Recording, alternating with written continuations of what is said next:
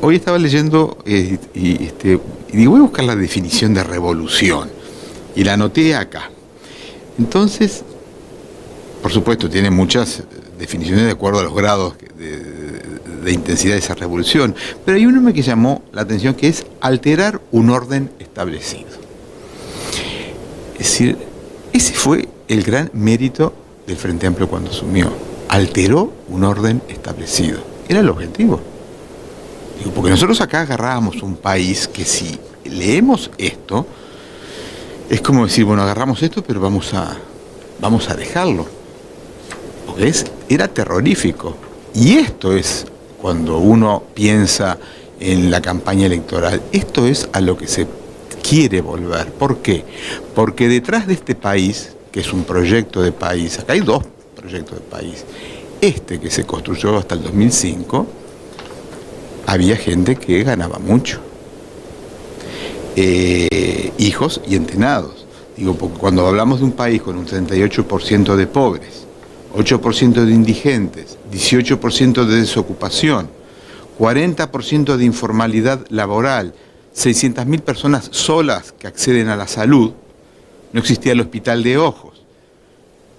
Es decir, las situaciones de, los niños que no accedían a todos los sistemas de las computadoras, lo que ganaba un policía, lo que ganaba una maestra.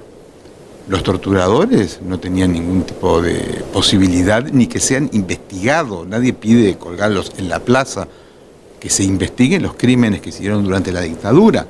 No existían los consejos de salarios, las empleadas domésticas no existían. No existía un país de derechos para minorías.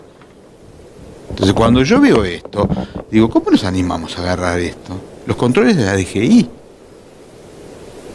Yo digo, ¿cómo nos animamos? ¿Y cómo cambiamos todo esto? Porque cuando decimos que todos pagamos el impuesto que no pagamos, y pagamos el impuesto a los sueldos, entonces, y empiezo a analizar todo lo que se ha hecho de aquí, digo, no, probablemente,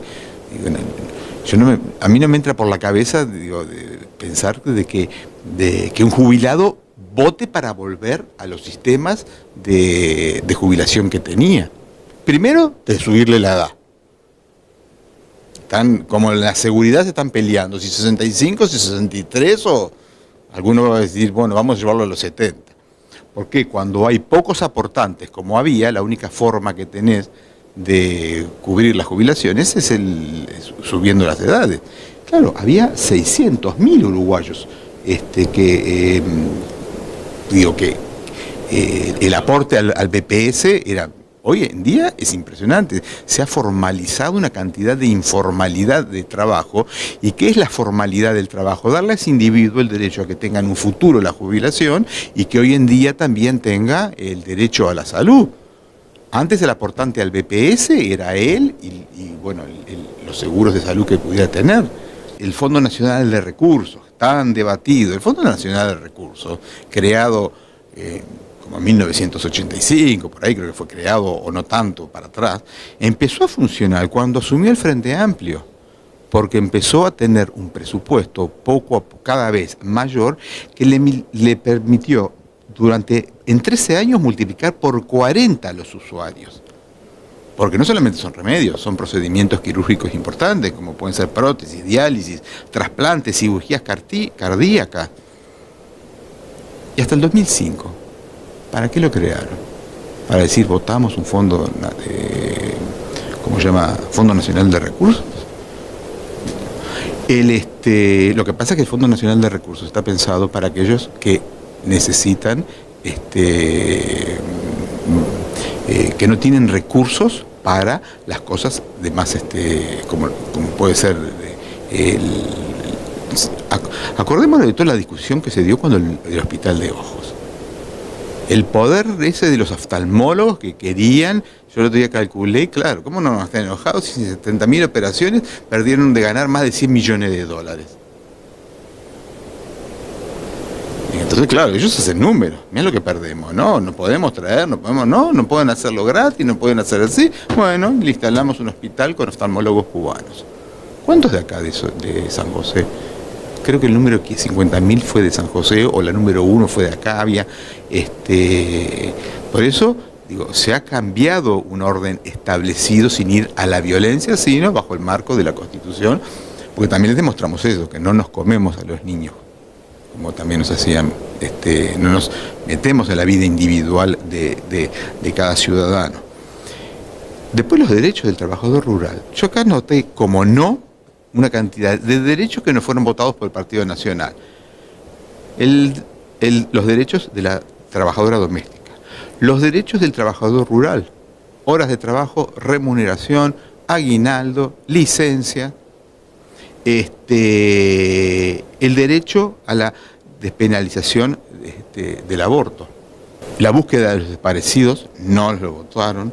La jornada bueno, lo dije, laboral y de descanso del trabajador rural, la negociación colectiva, el matrimonio igualitario, la responsabilidad, la ley de responsabilidad empresarial, el escándalo que se armó, que hasta acá juntaron para explicarle que poco más les iban a perder. No, perdía aquel empresario que por irresponsabilidad, es decir, no establecía mecanismos de protección y había fallecimientos o accidentes en su empresa. Y los sindicatos, pues, como el ZUNCA, tiene obreros entrenados en todo lo que tiene que ver con la seguridad.